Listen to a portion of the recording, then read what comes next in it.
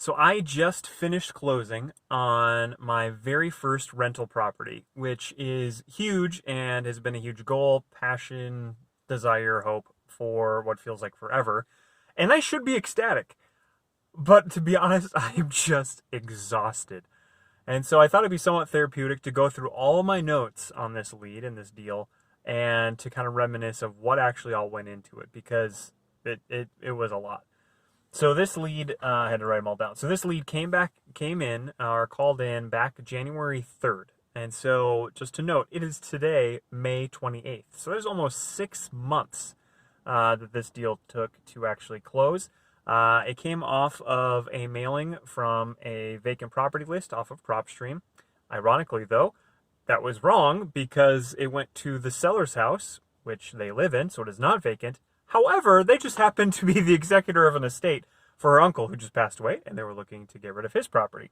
So they called Porter. My, for some reason, Podio wasn't working to the degree that my calendar didn't show up, so they weren't able to get an appointment right away. So I tried to reach back out to the seller, and after 4 rounds of calls, texts, voicemails, the whole gambit, finally got her on the phone. Humorously, it was in the morning, and she said, "Hey, I can't talk right now. I haven't had my cup of coffee yet. So can I call you back in 30 minutes?" Okay. So, but of course, she didn't. She didn't call me back. So another few rounds of calls. Finally got her on the phone, got an appointment set, which I think was back in January 10th. I brought her a coffee on the appointment because we talked about how much she loves coffee. I think that was my wife's idea. Clutch. Good for rapport building.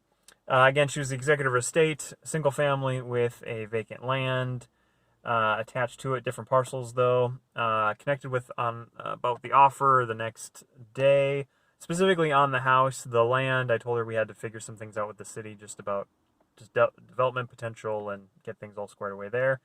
We were a little bit below what she was hoping for, but eventually kind of talked it through. But then in that process, she ended up getting the flu, and so she asked, "Hey, can we talk about this in another week or two?" So that kind of got delayed, and then that puts us right around where our son was born. We were kind of in the hospital for that, so everything kind of delayed a little bit more. But eventually, kept in contact with her, and eventually finalized on a price. Actually came in below overall what she got another offer for, but we had some wiggle room, so we kind of were able to come up to match that offer. And so we decided to move forward. I think I can't remember what room I was in, but I was in some sort of storage room at a hospital. Was when we actually kind of finished the deal on the phone and sent her the contract. In that, she really started to open up quite a bit about her own life. Really tragic story, probably about her, I think over the past year, 6 months to a year, her like 5 closest friends have all passed away from really tragic illnesses, so she's felt very alone, and this process is not her specialty, and so she needed a lot of hand-holding, and so was very appreciative of the help we were able to offer her.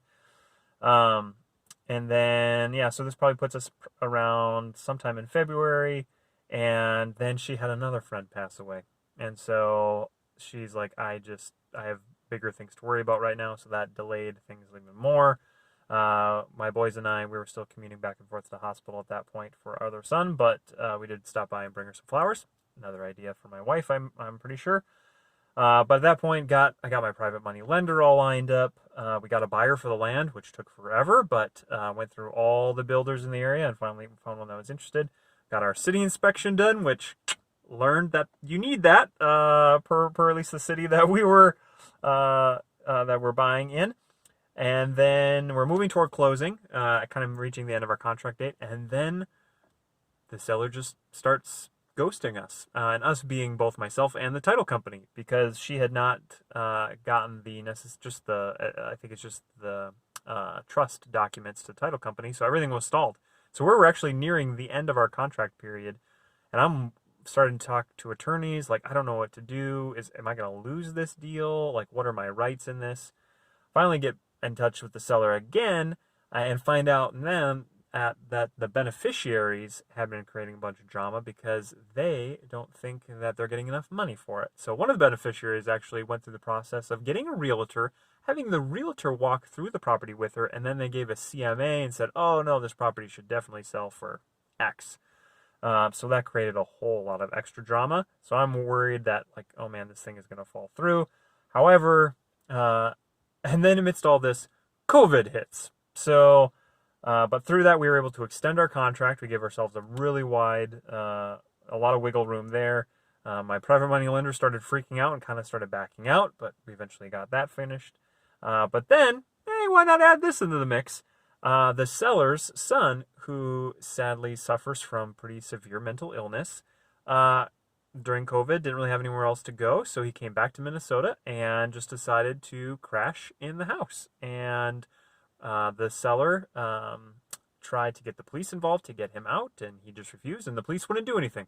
So we were kind of stuck there and trying to move forward, just with whatever that meant.